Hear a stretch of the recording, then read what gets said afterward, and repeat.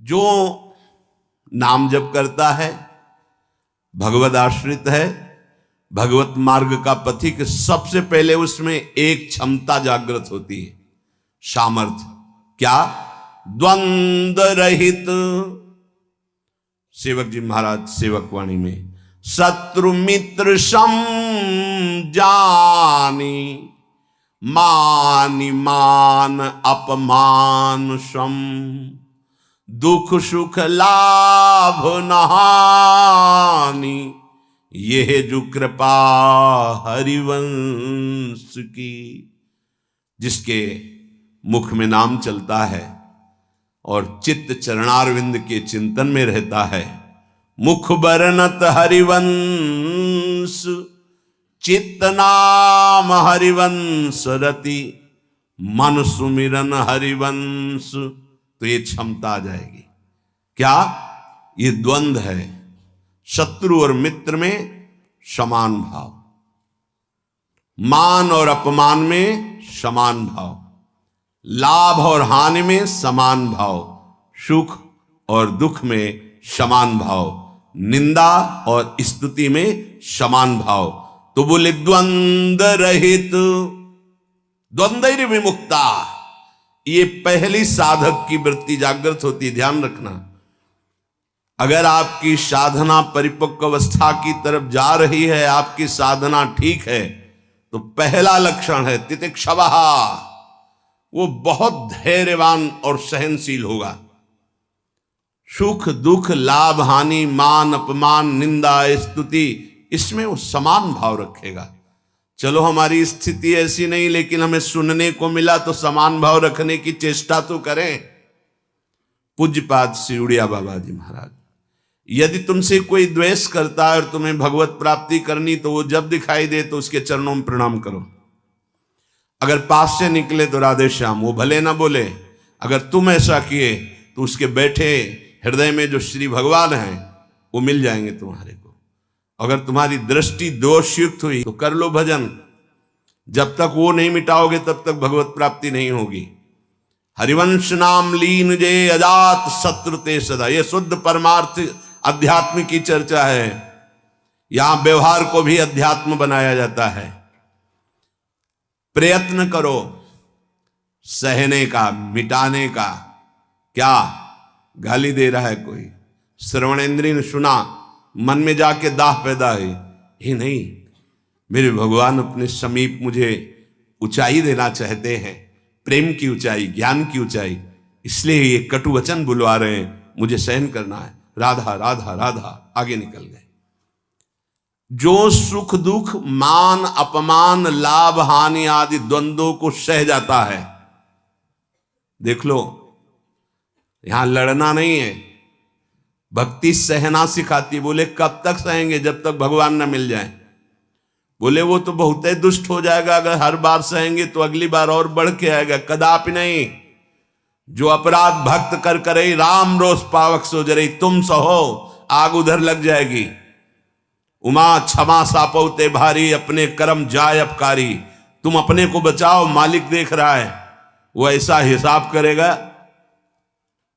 एक नवयुवक था जिसकी देखो हंसी उड़ाता था, बहुत परेशान करता था।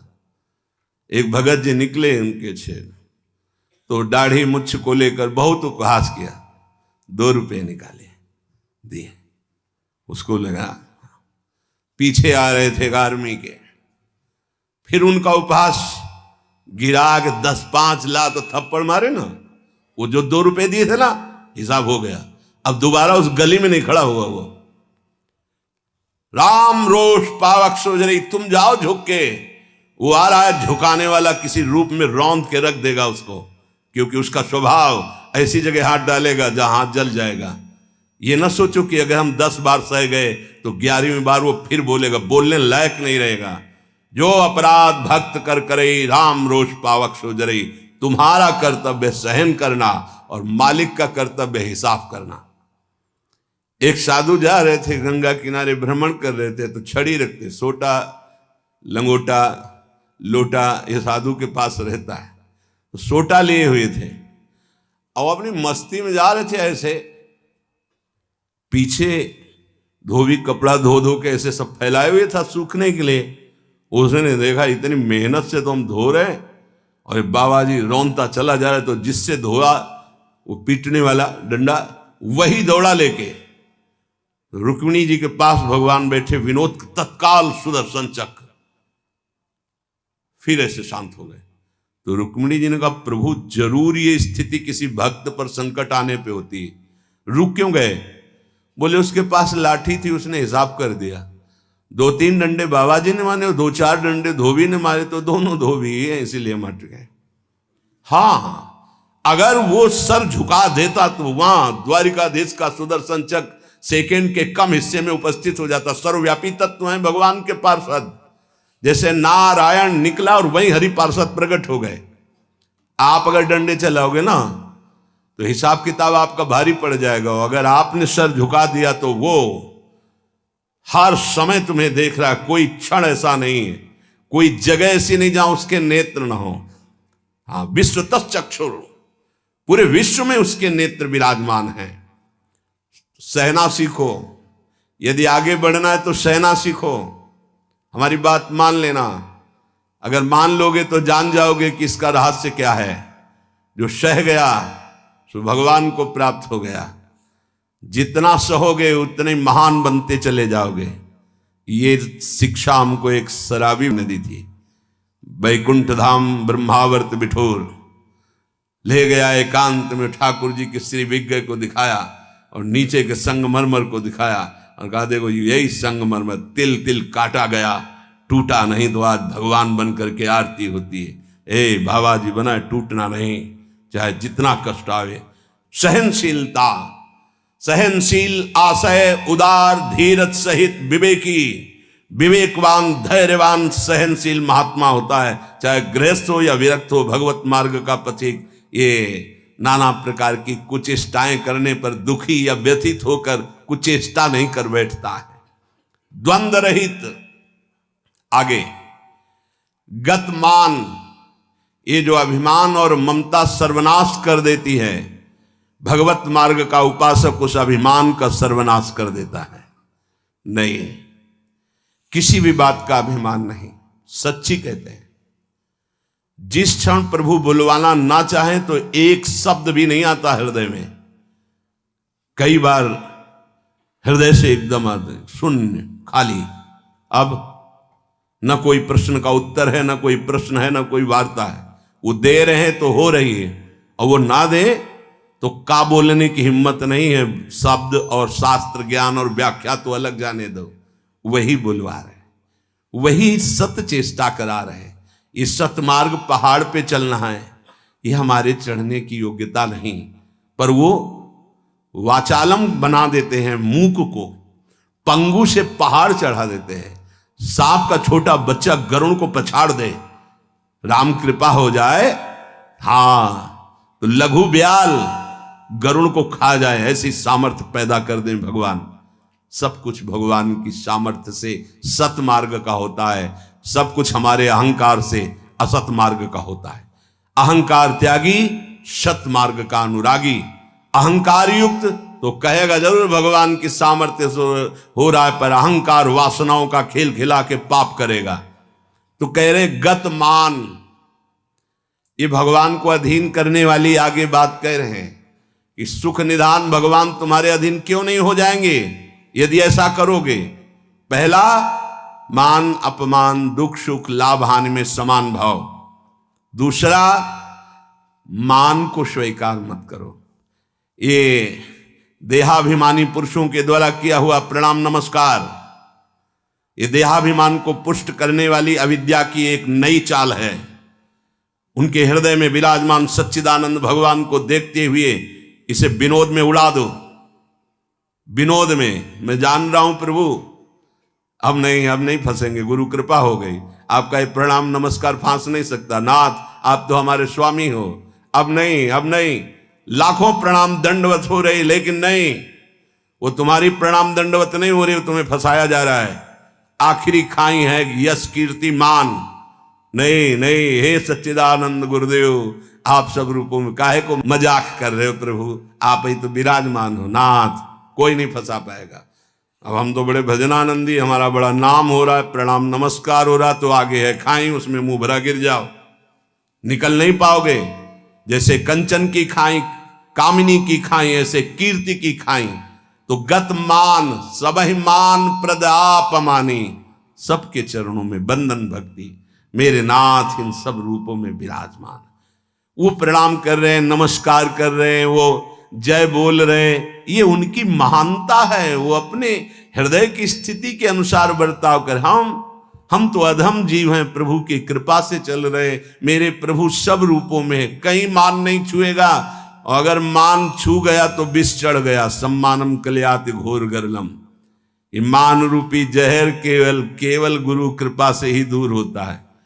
एक ही जगह इस मान की धुलाई होती, दूसरी जगह नहीं। और दूसरी जगह तो आप जहां भी जाओगे वैष्णव चिन्ह देख के सम्मान होगा। एक है घाट, गुरु घाट, जिनमें इसकी धुलाई होती है, वहां कोई भी तुम्हारी चतुराई नहीं चलेगी, कोई भी गुण नहीं चलेगा, कोई भी प्रभाव नहीं चलेगा। वहां धुल के रख देते हैं इस मान को, और जहां मान धुला और दैन्यता आई तो हरि कंठ लगा लेते हैं, भगवान उसे अपने समीप रख लेते हैं। बलिहारी गुरु आपने, जिन्होंने मान को मिटिया मेट कर दिया। बलिहारी कभी नहीं सुधरता है मान का स्वभाव। ये गुरुदेव, इसीलिए गुरुदेव के हाथ का खिलौना कोई बिरला ही बनता है। अहंकार के हाथ के खिलौने तो सब बने हुए, जैसी चाबी भरता है अहंकार, वैसे ही खेल हो रहे। लेकिन कोई गुरुदेव के हाथ का खिलौना विशेष लाडला होता है। भर दी चाबी, अब उसके हृदय में खेल चल रहा है निकुंज का। मान का त्याग करा करके दैन्यता का भाव प्रकाशित करना, ये प्रेमी महापुरुष सदगुरुदेव की कृपा से होता है। गत मान, आगे ज्ञान रथ। ज्ञान किस बात का?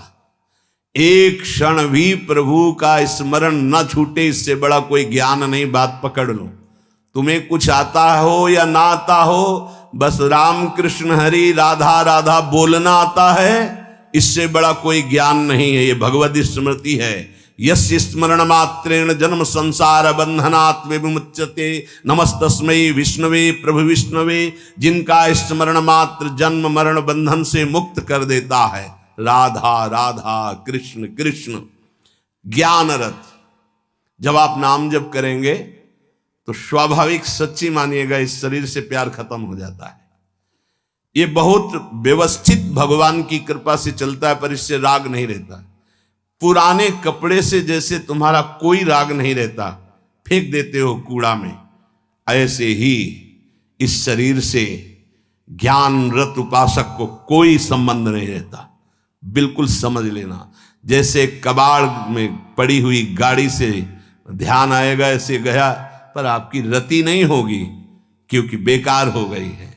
ऐसे हर समय उपासक की दृष्टि में गाड़ी, ये जो पांच भौतिक गाड़ी, ये केवल भगवत प्राप्ति के लिए है। अगर ज्ञान प्रकट हो गया तो इससे कोई रति नहीं रहती, इससे कोई अपना शरीर का राग मिट जाना ही सब ज्ञान है। भगवान नाम में रुचि हो जाना ही सब ज्ञान है। बस दो बात समझ लो, जितना इससे तुम प्रेम करोगे उतना ही पापाचरण होगा, और जितना नाम से प्रेम करोगे उतना ही इससे वैराग्य होगा, और आप दिव्य उन्नति को प्राप्त हो जाएंगे। ज्ञान रथ, सच्चा ज्ञान। मैं भगवत स्वरूप हूं, ये मैं शब्द अंतःकरण से निकलता है। बस स्वरूप हूं है, मैं के साथ हूं है नहीं तो स्वरूप, बस स्वरूप। मैं स्वरूप हूं, ये अंतःकरण धर्म से निकल रहा है, और केवल है स्वरूप, ये है। वहां कोई और शब्द नहीं जुड़ता, न मैं न हूं, वो है, वही है, वो भी खत्म, केवल है। यह है पूर्णता, ज्ञान की पूर्णता, भक्ति की पूर्णता है। कौन? गोविंद, गुरुदेव, किशोरी जी है। बिरत खटाई नाना कस, जैसे कुछ धातुएं होती, उनमें खटाई डालते तो बहुत जहरीली हो जाती है, ऐसे ही उपासक को हर भोग दिखाई देता जहरीला। ब्रह्मादिक के भोग सब विषम लागताई, तो कहे फिर सुख क्या उसको मिलता होगा? गांव में जब गुड़ बनाया जाता है तो ऊपर का जो फेन निकलता है ना, गांव के जो गरीब लड़के होते हैं दौड़ के वो चाटते हैं, बड़ा मीठा अच्छा लगता है। कहीं उनको रबड़ी मिल जाए तो उसकी तरफ देखेंगे क्या? नहीं देखेंगे, क्योंकि अब उससे बहुत कई गुना बढ़कर के आनंददायक वो रबड़ी मिल गई। जैसे निर्मल विशाल मृदु जल का जलाशय मिल जाए तो छोटे छोटे गंदे गड्ढों की याद नहीं आती, ऐसे सच्चिदानंद भगवान का सुख स्फुरित होता है जब, ते गंदे विषय विष की तरह दिखाई देते। ब्रह्मादिक के भोग सब विषम लागत आए। तो बोले उस उपासक के हृदय में इतना वैराग्य हो जाता है जैसे वमन, खाने का मन नहीं होगा, विष्ठावत मलवत त्याग, मल त्याग के बाद कोई अहंकार नहीं होता, अर्थात वो त्यागी भी है और अहंकार का त्यागी है। जैसे इसमें कहा बीरत खटाई नाना कस, जैसे काश आदि जो पात्र हैं इनमें खटाई पड़ जाए तो बहुत जहरीली हो जाती है। बोले ऐसे ही ये सारे विषय उसे जहरवत दिखाई देते हैं। इसीलिए जो विषय प्रिय लग रहे हैं उनसे पिंड छुटाना हो तो भगवान को अर्पित करके भोग लगा के पाओ। गंदे विषय भगवान को भोग लगाए नहीं जाते। अगर कोई भी प्रिय पदार्थ है आपका कि ये तो हमें बहुत पसंद है, तो उससे पहले 20 मिनट प्रभु को भोग लगाओ और थोड़ा प्रसाद लेके बांट दो। कोई और ना हो तो पशु पक्षियों को बांट दो, राग खत्म हो जाएगा, पक्का राग खत्म हो जाएगा। ये गुरुजनों के अनुभव की बात है। कुछ ऐसे पदार्थ होते हैं, पूज्य राधा बाबा भाई जी से कहा कि सब ठीक है आपकी कृपा से, पर मिठाई देखते ही प्रियता बढ़ जाती, तो क्या अभी हमारा राग है मिठाई में? भाई जी हर समय बाबा की मनोवृत्तियों को देखने वाले महापुरुष, तो उनका नहीं, तुम्हारी स्थिति में मिठाई का राग नहीं है, ये स्वभाववश शरीर की आवश्यकतावश पूर्व अभ्यास रहा है। तो ऐसा हो जाता है कि जैसे सब पदार्थ रखा है, जो प्रिय है उसे उठा लिया और पाने लगे, उसका कोई राग नहीं है, स्वभाववश तुम्हारे शरीर को आवश्यकता है तो स्वभाव बन चुका है, पर राग नहीं है। पर अपने लोगों की स्थिति नहीं है, अपने लोगों का राग है। हमें जो राग है सच्ची मानो गुरुजनों की आज्ञा पे चले तो नष्ट हो जाएगा। जो प्रिय से प्रिय वस्तु लगे 20 मिनट भोग लगाना, दिखाना नहीं केवल, क्योंकि होगा ना कि गरम गरम पकौड़ा और चटनी और सब दिखा लो तो श्री जी को पालो, नहीं, रसेंद्री को नहीं, श्री जी को पवाओ और इसके बाद एक पकौड़ा चटनी आप लो, बकाया दूसरे को दे दो, आप अपना पेट भरो रोटी से। आप देखो ना आपकी रसेंद्री बस में, रसेंद्री बस में हुई हर इंद्री बस में हो जाएगी। यहां कह रहे बीरत खटाई नाना कस, ये नाना प्रकार के भोग भोगते समय बहुत व्यतीत हो गया। उस उपासक को ये विश्वत नजर आते हैं जिसको भगवत प्राप्ति की चाह होती। तो बोले सुख निधान सुजान कौशलपति वे प्रसन्न कहू क्यों न होई बस। यदि ऐसे चलोगे तो भगवान बिना बुलाए आपके पास आ जाएंगे। कैसे? द्वंद्व रहित, मान अपमान निंदा स्तुति समान भाव से सह जाओ। गतमान, कोई सम्मान करे स्वीकार मत करो, उसके भोक्ता मत बनो। ज्ञानरत, ये शरीर नष्ट हो जाएगा, तुम अविनाशी हो। विषय विरत खटाई नाना कस, जितने भोग हैं इनमें कोई सुख नहीं है। और फिर जैसे देह गे से प्यार करते ऐसे प्रभु से प्यार करने लगे। तो कह रहे प्रभु अपने आप आपके अधीन हो जाएंगे। सर्वभूत हित निर्व्यलीक चित भगति प्रेम दृढ़ नेम एक रस। तुलसीदास यह होई तबहि जब द्रवे ईश जेहि हतो शीस दस। भगवान जिसको अपना बनाना चाहते हैं तो उसके हृदय में एक बात प्रकट होने लगती है, कैसे सबको सुख पहुंचाऊं। सर्वभूत हित, ये बात, ये लक्षण है भक्त का। हमारे अंदर भक्ति आई, इसका लक्षण किसी को भी दुखी देख के मन कैसे इसको सुख पहुंचाऊं, भले हम कुछ नहीं कर पा रहे, लेकिन सर्वभूत हिते रताहा हमारे हृदय में आ गया, कैसे इसको सुख पहुंचाऊं। गोस्वामी जी ने संत हृदय की महिमा का वर्णन करना प्रारंभ किया तो लगा जैसे मक्खन कोमल होता है, ऐसे संतों का हृदय कोमल होता है। तो लिखा, संत हृदय नवनीत समाना, पर विचार किया है तो दोष हो गया। मक्खन तभी पिघलता है जब उसमें स्वयं ताप लगे, फिर तो संत की हृदय की बात गलत हो गई।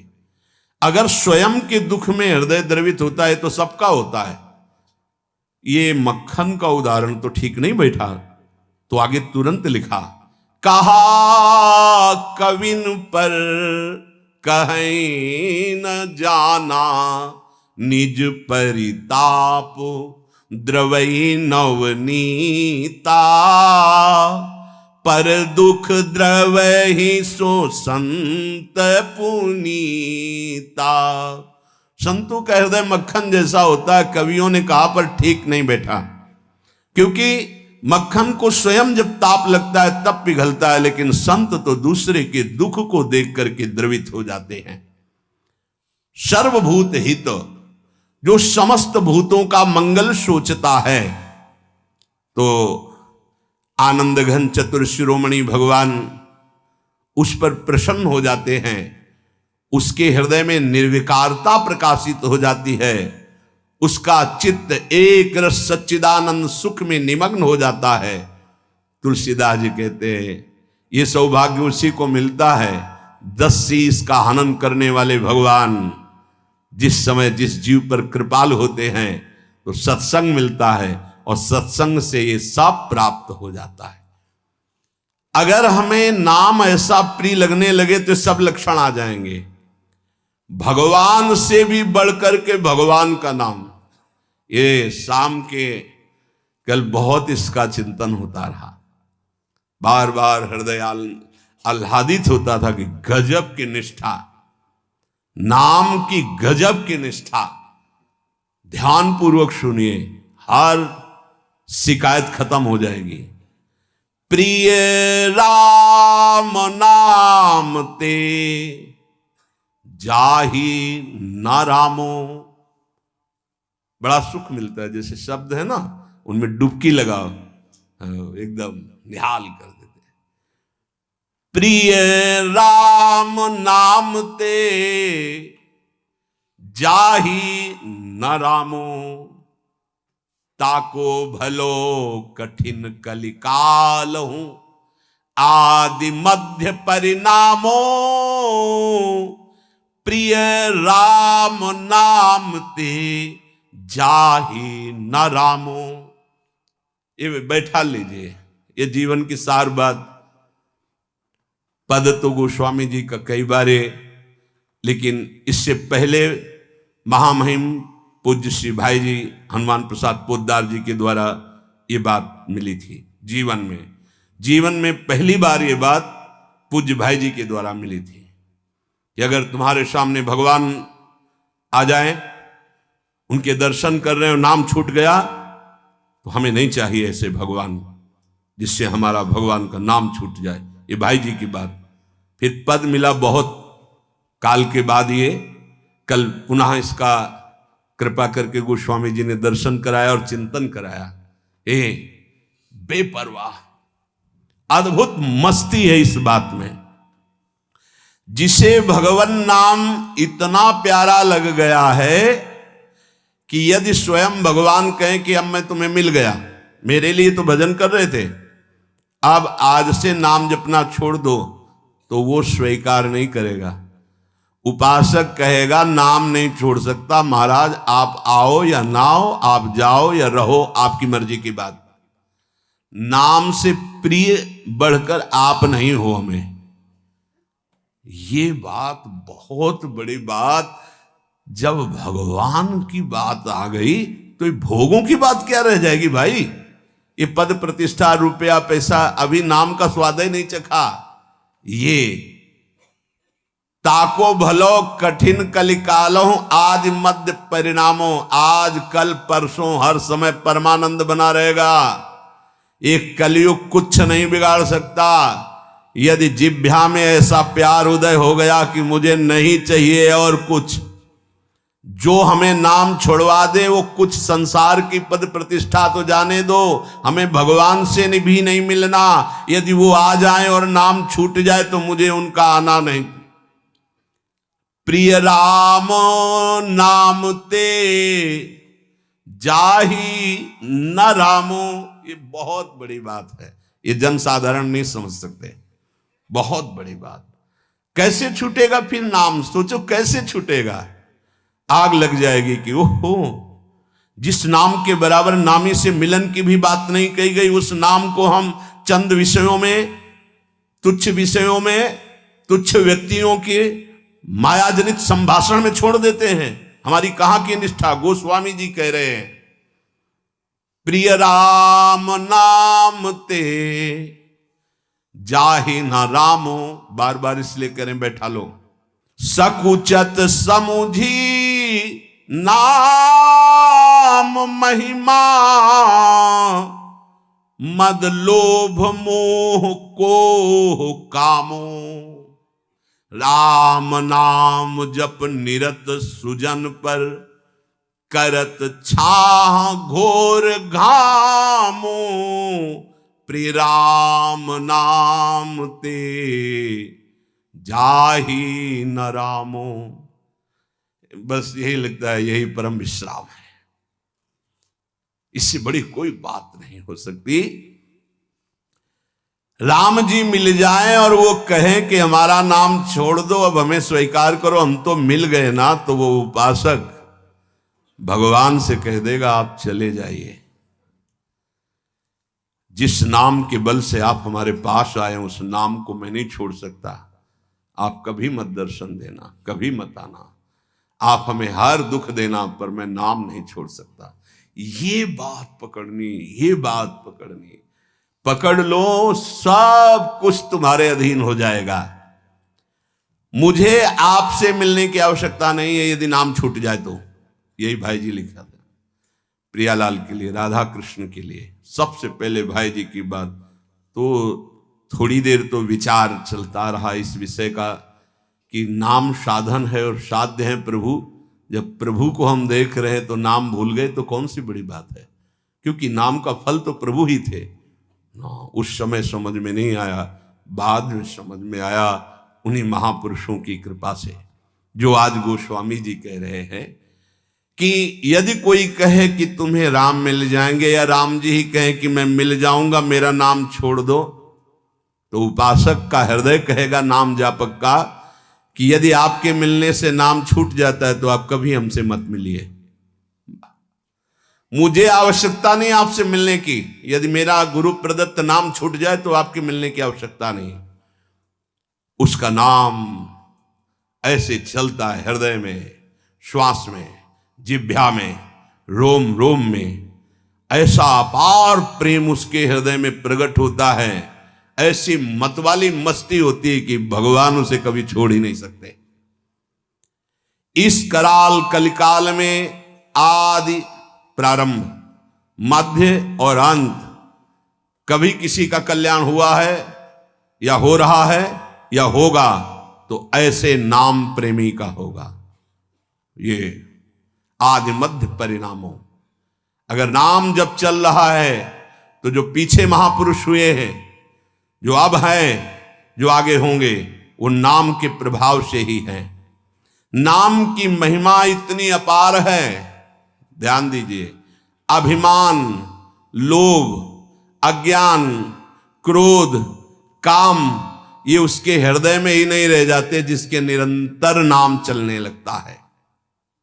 ये सब सकुचा कर भाग जाते हैं। जैसे किसी महान बलशाली को देखकर छोटे मोटे योद्धा गर्दन झुका के भाग जाते हैं। ये काम आदि दोष उन्हीं को परेशान करते हैं जिनके नाम नहीं चल रहा। सच्ची मानिए, मान लीजिए, विश्वास कर लीजिए, बहुत बड़े लाभ की बात है नाम। सामने ही ये सर ऊंचा नहीं कर सकते, कौन? बोले नाम महिमा का ऐसा प्रभाव, मद अभिमान, लोभ भोगों का, पैसे का, पद का, मोह परिवार का, क्रोध नाना प्रकार की प्रतिकूलताओं से प्रकट होता है, और काम, ये गर्दन झुका के भाग जाएंगे यदि तुम्हारे निरंतर नाम चल रहा है। वो हम ये छोड़ नहीं पाते, नहीं छोड़ पाओगे। ये भगवत शक्ति से संपन्न योद्धा हैं। नाम नाम चल रहा है, भाग जाएंगे। नई अवस्था ठाकुर हरिदास जी की, बस नाम चल रहा है। 3 दिन प्रयासरत रही, स्वयं भक्त बन गई, उनके हृदय में कोई फर्क नहीं पड़ा। क्यों? क्योंकि नाम चल रहा है। जो नाम जप करता है, बहुत महिमा की बात कह रहे, राम नाम जप निरत सुजन पर करत छाह घोर घामो। घोर धूप में भी वो धूप छाह से भी बढ़कर शीतल बन जाएगी नाम जापक को। अर्थात घोर विपत्ति, घोर प्रतिकूलता उसके लिए भारी अनुकूलता और मंगल बन जाएगी, जिसकी जिह्वा पे नाम चल रहा है। यदि कोई कहे कि हमने नाम के प्रभाव से पत्थर में कमल उदित होते देखा है, तो आश्चर्य मत मान लेना, बहुत छोटी बात है ये। कह रहे हैं नाम प्रभाव सही जो कहे को, शिला सरोरुह जामो। जो सुन सुमिरी भाग भाजन भई, सुकृत शील भील भामो। यदि कोई तुम्हें ऐसा कह दे कि हमने देखा है पत्थर में कमल खिल गया, असंभव, तो तुम मान लेना कि वो नाम जापक है, ऐसा हो सकता है। नाम जापक कुछ भी कर सकता है, क्योंकि नाम में कर तुम अकर तुम अन्य था, सब सामर्थ्य विराज। जो बिल्कुल नहीं हो सकता वो भी हो सकता है, अन्यथा कर तुम। जैसे जहां सुई का धागा जाना छेद में बहुत कठिन होता है सुई के, वहां से अनंत ब्रह्मांड भगवान पार कर सकते हैं, और उन भगवान को अधीन करने वाला नाम है, सब ठीक हो जाएगा। सब कुछ हो सकता है। नाम की महिमा समझ करके ये तुम्हारे काम क्रोध लोभ मोह मद मत्सर्य सकुचा कर भाग जाएंगे, सामने नहीं आएंगे। भारी से भारी प्रतिकूलता दुख तुम्हारे लिए आनंद प्रदान करने वाली बन जाएगी यदि आप नाम जप कर रहे हो। महान दुख सुख बनकर तुम्हारे को कभी छोड़ेंगे ही नहीं। यदि कोई कहे कि नाम के प्रभाव से पत्थर में कमल उत्पन्न हो गया, तो उसे झूठा मत समझना, क्योंकि संभव को असंभव और असंभव को संभव करने की सामर्थ्य नाम में विराजमान है। जिस नाम का स्मरण करके भीलनी जगत बंदनी सबरी जी हो गई और भगवान उनके जूठे बेर खाए, तुम्हें विश्वास नहीं है? उस नाम पर परम भाग्यवती पुण्यमयी ब्रह्म ऋषियों से भी पूजनीय माता सबरी हो गई।